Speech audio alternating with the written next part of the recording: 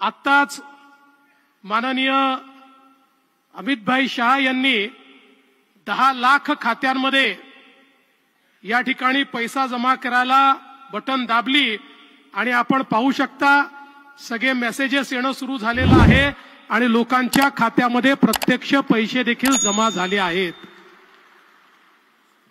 आजचा दिवस हा याकरता देखील ऐतिहासिक आहे की मोदीजींनी प्रधानमंत्री आवास योजनेच्या पहिल्या टप्प्यामध्ये आपल्याला 13.57 लाख म्हणजे 13,57,000 घरं दिली होती आणि दुसऱ्या टप्प्यात पहिल्याच वर्षी 20 लाख घरं महाराष्ट्राला दिलेली आहेत। हा एक रेकॉर्ड आहे। आपण जर बघितलं तर देशामध्ये आजपर्यंत कुठल्या एका राज्याला एवढ्या मोठ्या प्रमाणात घरं यापूर्वी कधीही मिळाली नव्हती। पहिल्या टप्प्यात जी 13,57,000 घरं मिळाली त्यापैकी 12,65,000 घरं आपण बांधून पूर्ण केली। उर्वरित घरांचं काम देखील चाललेलं आहे। पण मी विशेष अभिनंदन करेन ग्राम विकास विभागाचं, कारण जानेवारी महिन्यामध्ये केंद्रीय ग्राम विकास मंत्री माननीय शिवराज सिंग चौहान साहेबांनी याच पुण्यामध्ये मला पत्र दिलं 20 लाख घरांच्या मंजुरीचं आणि आपण ग्राम विकास विभागाला सांगितलं की 100 दिवसामध्ये या 20 लाख घरांना प्रत्यक्ष मान्यता मिळाली पाहिजे। आणि आज केवळ 45 दिवसामध्ये याच पुण्यामध्ये ग्राम विकास विभागाने 20 लाख घरांची मंजुरीचं पत्र आणि सोबत 10 लाखांच्या खात्यामध्ये प्रत्यक्ष पैसे देणं हे आज आपण या ठिकाणी संपन्न केलेलं आहे। 10 लाखांच्या खात्यामध्ये पैसे गेले असले तरी उर्वरित 10 लाखांना काही मागे ठेवणार नाहीये, त्यांची खाती अलाइन करणं चाललेलं आहे। माझा विश्वास आहे पुढच्या 15 दिवसात जयकुमारजी पुढच्या 15 दिवसामध्ये उरलेल्या 10 लाखांच्या खात्यातही पहिला हप्ता हा त्या ठिकाणी निश्चितपणे पोचेल आणि मला खरोखर आनंद आहे की एक अत्यंत महत्त्वाचा अशा प्रकारचा कार्यक्रम आपण करतोय। आपण या निमित्ताने या घरांसाठी 1,20,000 रुपये थेट देतो, नरेगाच्या माध्यमातून 28,000 रुपये देतो, पुन्हा प्रत्येक घराला शौचालयाकरता 12,000 रुपये देतो। असे या ठिकाणी आपण जवळपास 1,60,000 रुपये या माध्यमातून आपण देतो।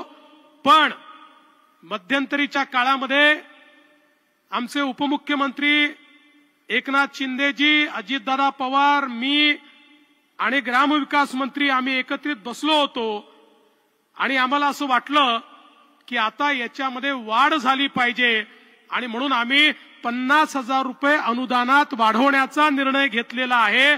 त्यामुळे आता प्रत्येकाला 2 लाख रुपयाच्या वर या ठिकाणी घर बांधणी करता हे पैसे मिळणार आहेत। आणि यासोबत एक अजून निर्णय आम्ही केलेला आहे की तुम्हाला जसं मोफत घर मिळालं पाहिजे तसं त्या घरामध्ये मोफत वीज देखील मिळाली पाहिजे। आणि म्हणून 20 लाख लाभार्थ्यांना आम्ही त्या ठिकाणी सोलरचं अनुदान देणार आहोत आणि सोलर त्या ठिकाणी फिट करून जन्मभराकरता तुम्हाला मोफत वीज ही या ठिकाणी मिळणार आहे। कारण मोदीजींच्या ठाई केवळ समाजातला गरीब शेतकरी, शेतमजूर, बाराबलुतेदार हा त्यांच्या पहिल्या रांगेमध्ये बसतो आणि म्हणून मोदीजींनी सांगितलं हा जो शेवटचा माणूस आहे त्याची पहिले चिंता करा, त्याला घर द्या, त्याला शौचालय द्या, त्याला या ठिकाणी मोफत वीज द्या। आणि म्हणून हा कार्यक्रम या ठिकाणी आम्ही हातामध्ये घेतलेला आहे। आपण जर विचार केला तर इतक्या मोठ्या प्रमाणात हा सगळा निधी या ठिकाणी आपल्याला मिळणार आहे। आणि यासोबत आपण 13 लाख घरं, मागचे 20 लाख घरं आताचे, आणि यासोबत आपल्या ज्या वेगवेगळ्या योजना आहेत, रमाई आवास योजना, शबरी आवास योजना, पारधी आवास योजना, अटल बांधकाम कामगार योजना, अहिल्या आवास योजना, यशवंतराव चव्हाण मुक्त वसाहत आणि ओबीसी करता सुरू केलेली मोदी आवास योजना, या सगळ्या योजनांच्या अंतर्गत आपण 17 लाख घरं बांधतो आहोत। म्हणजे एकूण जर आपण विचार केला तर महाराष्ट्रामध्ये 51 लाख कुटुंबांना घरं देण्याचं काम हे मोदीजींच्या नेतृत्वामध्ये राज्य सरकारच्या माध्यमातून चाललेलं आहे। आणि याच्यावरची गुंतवणूक किती आहे? 70,000 कोटी रुपये याकरता आपण गुंतवणूक करतो आहोत। आणि सोलार जर त्याच्यामध्ये ऍड केला तर हळूहळू 1 लाख कोटी रुपये आपण केवळ आमच्या सामान्य माणसाला घरं देण्याकरता या ठिकाणी वापरणार आहोत। या निमित्ताने मला एवढंच सांगायचं आहे की अतिशय चांगल्या पद्धतीनं ग्रामविकास विभागाने हे जे काम केलेलं आहे त्याबद्दल मी ग्रामविकास विभागाचे आमचे मंत्री जयकुमार गोरेजी, आमचे राज्यमंत्री योगेशजी, आमचे सचिव आणि ग्रामविकास विभागाच्या अंतर्गत जिल्हा पातळीवर काम करणारी मग ती सगळी टीम, जिल्हा परिषदेची असो, ती जिल्हाधिकाऱ्यांची असो, ती विविध विभागांची असो, या सगळ्यांचं अभिनंदन करतो।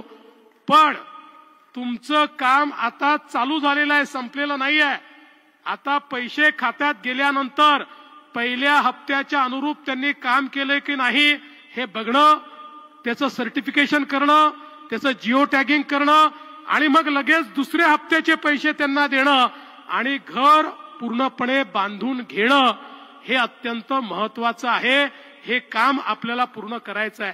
आणि हे करत असताना आपल्या नियमानुसार घर हे जसं घरातल्या पुरुषाच्या नावावर असेल तसंच आमची जी भगिनी आहे तिचंही नाव हे त्या घरामध्ये असलंच पाहिजे, हा देखील आपण ठरवलेला आहे।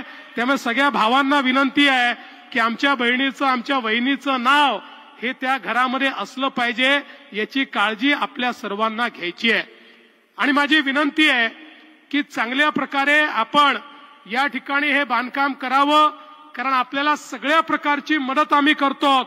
रेती देखील त्या ठिकाणी 5 ब्रासपर्यंत मोफत देण्याचा निर्णय आपण यापूर्वी केलेला आहे। त्यामुळे ती रेती देखील जर कुठे अडचणी असतील तर जिल्हाधिकाऱ्यांना आणि सगळ्या सीओंना मी सांगतो की तात्काळ आमचे हे जे प्रधानमंत्री आवास योजनेचे लाभधारक आहेत यांना रेती मिळेल अशा प्रकारचं त्या ठिकाणी नियोजन करून प्राधान्याने त्यांना रेती देण्याचं काम आपण करावं। मी आज या निमित्ताने आपल्या सर्वांना मनापासून शुभेच्छा देतो। राज्यातलं सरकार, देशातलं सरकार हे आपल्या पाठीशी उभं आहे आणि म्हणूनच आमची सगळ्यांची इच्छा होती की देशामध्ये ऐतिहासिक कार्यक्रम आहे जो कधीच झाला नाही असा कार्यक्रम महाराष्ट्रात होतोय, तर ऐतिहासिक कार्यक्रमाला इतिहास निर्माण करणारे आमचे अमितभाई शहाच आले पाहिजेत आणि त्यांनी या ठिकाणी होकार दिला आणि त्यांच्या हस्ते आज या ठिकाणी हा कार्यक्रम संपन्न झाला। त्याबद्दल त्यांचे मनापासून आभार मानतो आणि पुन्हा एकदा आपल्या सर्वांचं अतिशय मनपूर्वक स्वागत करून मी माझे 2 शब्द संपवतो। धन्यवाद।